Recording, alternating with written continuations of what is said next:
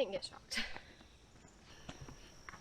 Well, welcome back to the Piney Woods Homestead, y'all. Today is the big reveal. It's big to us, may not be so big to y'all, but we're excited about it. But first, we're going to start out down here in the garden. Lisa's got some stuff to pick. We're going to bring you along for that. Guys, thanks for stopping in at Piney Woods Homestead. Hit that old like and subscribe if you have not. And if you have, we appreciate you. I get it mixed up, y'all. Thanks for being here. Look at these tomatoes. If they just start turning. Yeah. There's a couple that are starting under there. Oh yeah. And they're really pretty. German Johnson, right over there.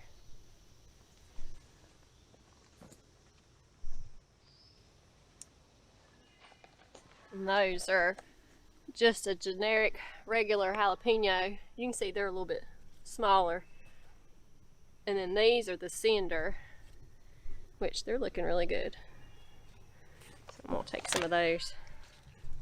But these are definitely not these look great, but they're not the show-offs that the Colossus are. Or Solocious, I'm not sure how you pronounce it. They're still pretty. Mm-hmm. Cowboy candy in our future. Yes, that's what I'm doing with them once I get them in.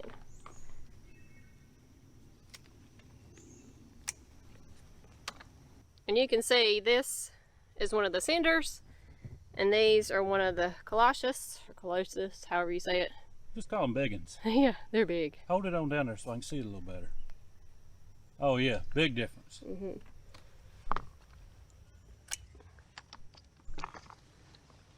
This kind makes a good stuffing pepper because they get so big. They're beautiful. Mm-hmm. They are pretty. And they're still, you can see on up here, they're already putting on new ones. Putting on more. Yep, it's finally got hot. Yeah. Peppers like heat. Peppers and okra and tomatoes. But surprisingly, peppers don't like extreme heat. You would think that they would. But and I say tomatoes, but really, if it gets too hot, they suffer. Yeah. But we need sunshine. Yeah. Which we ain't had a lot of. No, we have not had a lot of sunshine, so that's put the tomatoes taking their dear sweet time more than they normally do for turning, and as well as the beans, they're taking a lot longer to produce pods. So hopefully, I mean, they're starting, but they're just behind. And I was listening to a video this morning early from another seed seller, not Hoss Tools, another seed company, and where they are in Michigan, he said he's seeing everything about 30% behind.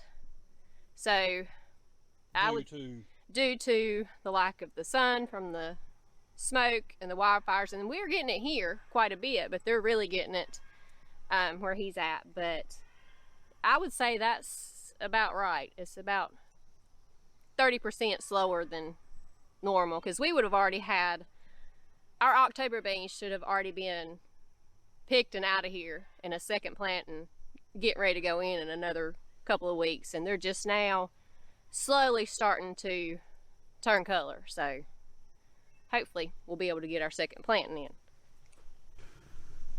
Y'all, this season we have had more cloudy or overcast days or smoky days than we have blue skies, which is odd.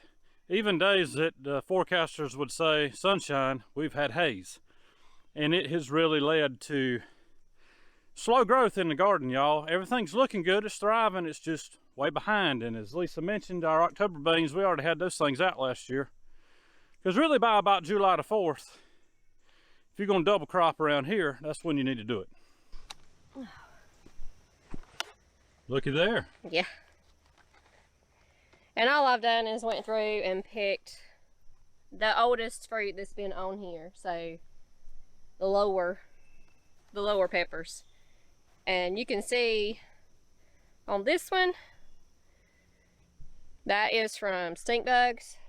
We have not been able to spray, and I haven't seen many. I've only seen a few really on my cherry tomatoes.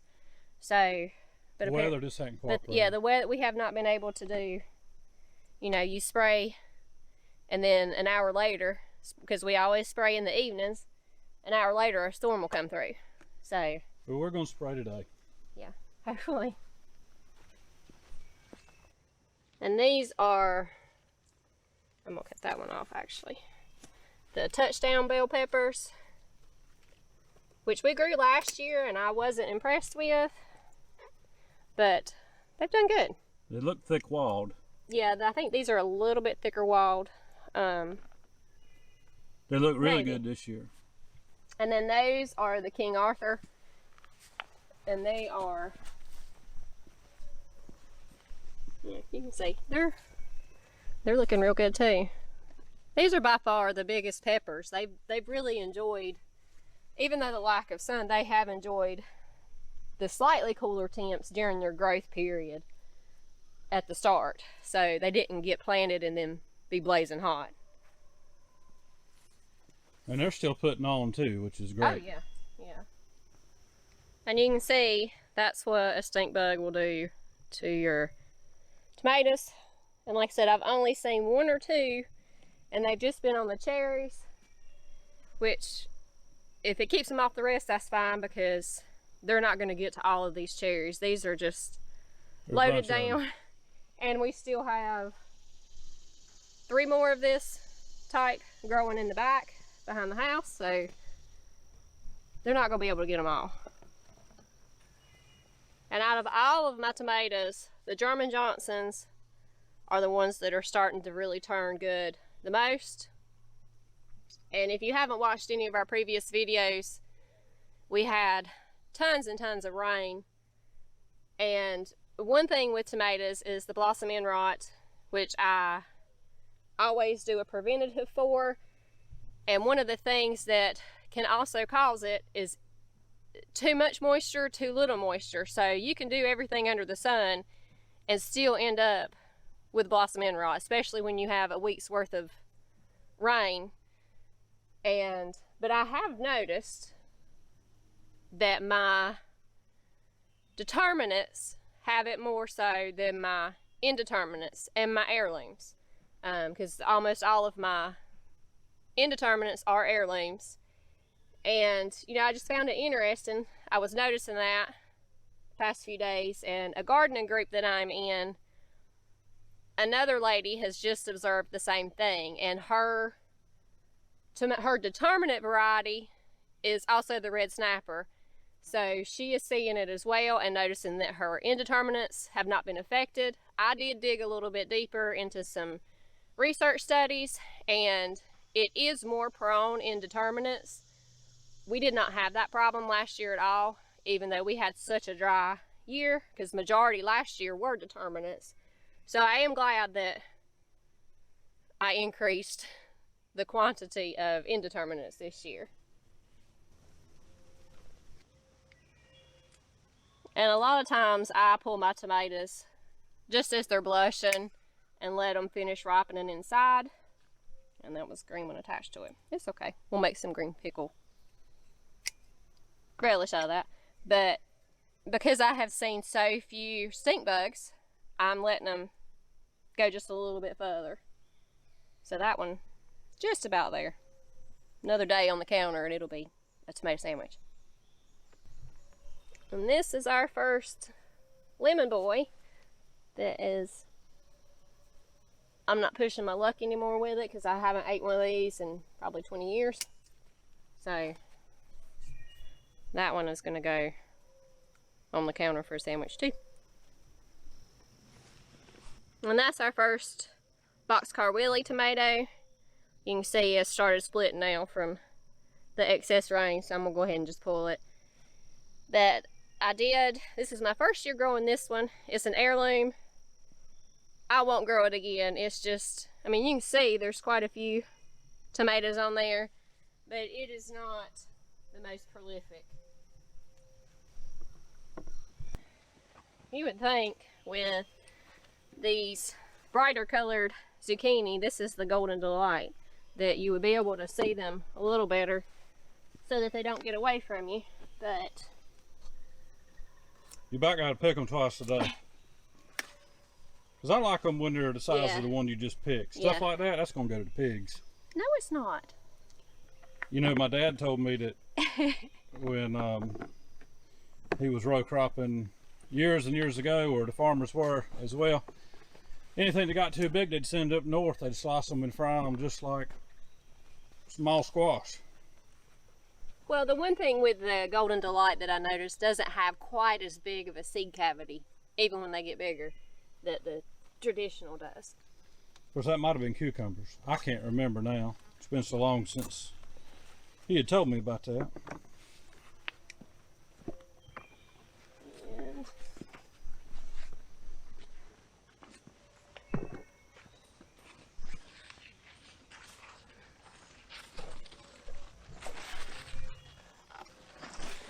See, I like them tender, small, smaller than that.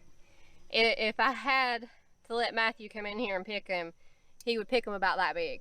And I like them tender. I know, but then it takes them all and doesn't. It takes 10 to get a meal out of like that. And this variety is called Saffron. If I'm not mistaken, it's an heirloom. I had just a few crookneck and then more of the saffron than I did of that. And then we have the slick pick. My favorite. Yeah, it is really good. And it's more of it's just a smooth skin. This is smaller seeds too. Yeah, smaller seeds. This is not as bumpy as a crookneck, but it does still have some texture to it. And the slick pick is slick.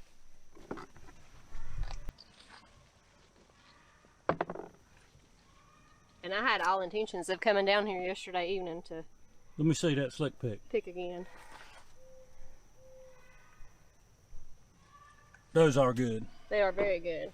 I think in the future we will probably grow maybe just a few of the crookneck, but primarily the slick pick. Yes, I like them that much. And there's all the squash for this morning. There'll be more to pick again this evening. And then we still have a bed full of both the Golden Delight and the Black Beauty zucchini that is in one of the raised beds. So we're not squash poor right now. No, we are squash poor. That means we got a lot of it, right?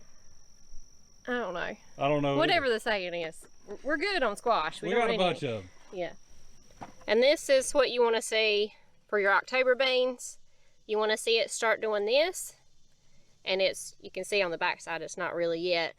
But just let them go a little bit longer with more modeling to them. And then they're ready to pick. And you can leave these on the vine and let them dry for dry beans, just like pintos. But we prefer them canned. So probably another, maybe a week, and we'll have enough to pick. But I have a feeling we're probably going to be doing 2 pickings. We normally pull them all at the same time, but there's just too much of a variance with the coloring right now. So all right, we're done in the garden for the morning. Now it's time to get to the main feature of this video.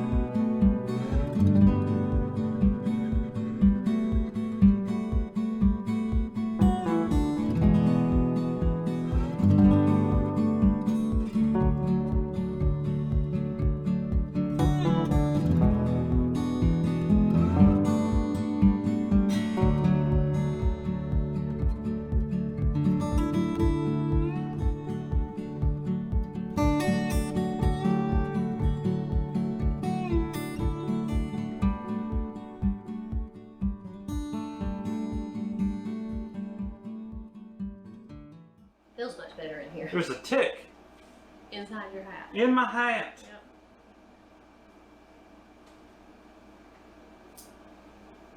Yep.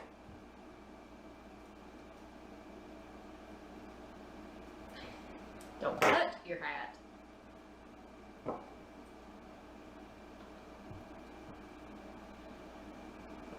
And I'll take care of that in a minute. Okay. Alright, after a tick delay.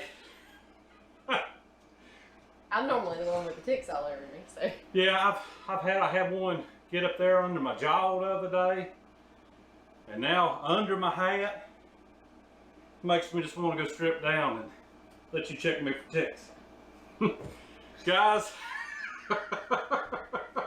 we're a different kind of homestead channel, aren't we? Did some slow-mo shots there showing you what we have been working on so hard. For the past several years, this space has been everything from feed room.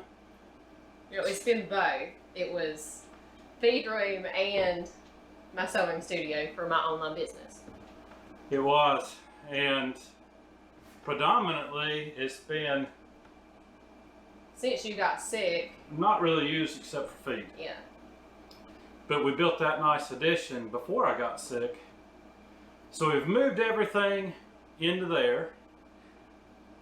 We have spent several weeks cleaning things out of here that didn't need to be, and just cleaning in general. Yeah. And It so hasn't been used in over a year and a half No. since you got sick, just because I was not able to keep up with the sewing and everything else that needed to be done around here, and So- you. So what are we doing with this space? Tell them.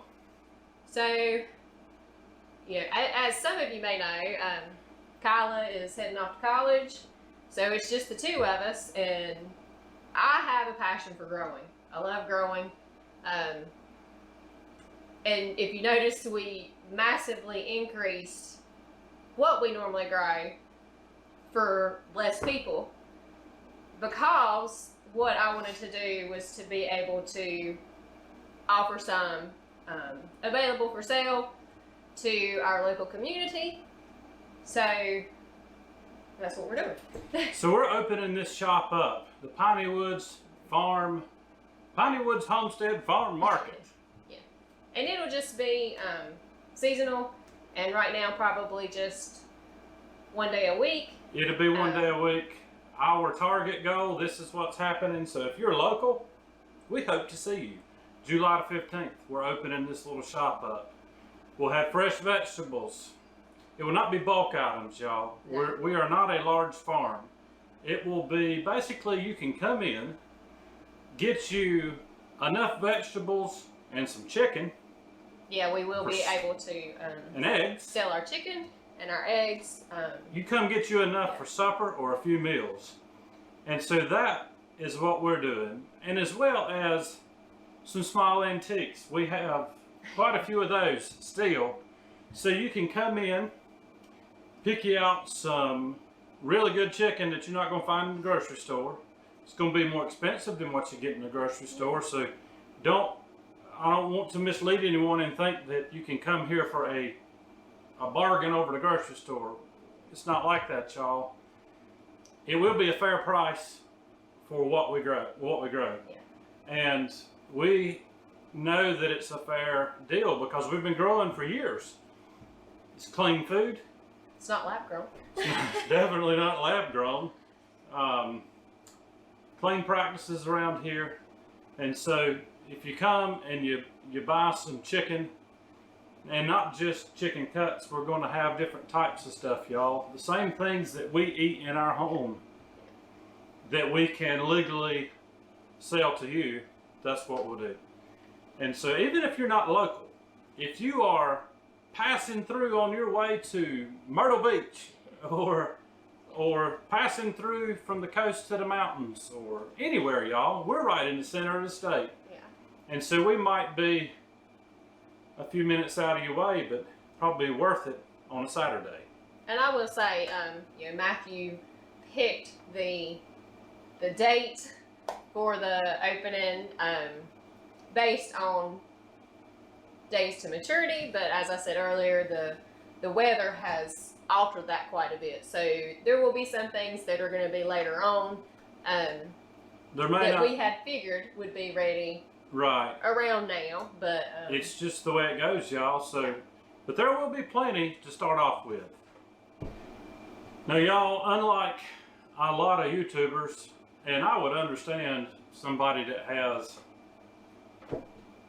1 million subscribers, but we don't have that, y'all. And coming from my background of work, yeah, I get a little bit nervous about inviting the public to where we live.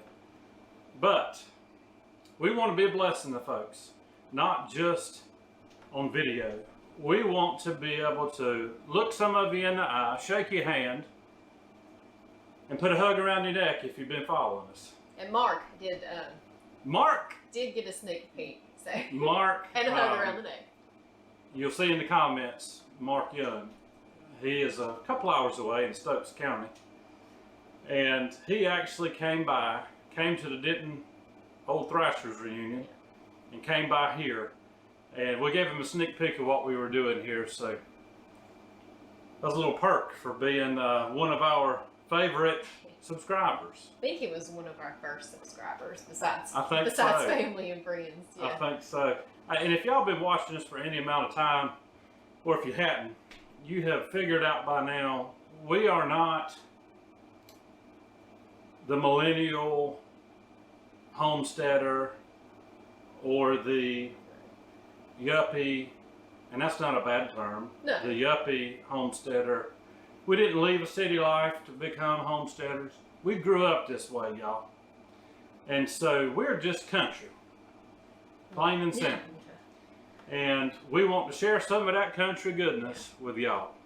Yeah, and we are still leaving the studio where I can sew in the off season. In the off season, it just, you know, we're hoping that they'll be able to work out now a little bit for me to be able to do that. But this also, this time of year, I was, even before you got sick, it was a mad rush for me working and growing everything. So now I just have to focus on growing everything in the spring and summer and fall, and then the winter months when it's freezing cold, I can build a fire and go back to sewing. Get back to sewing. Yeah. So guys, that's what we've been up to, getting this shop ready. It's nice and cool in here.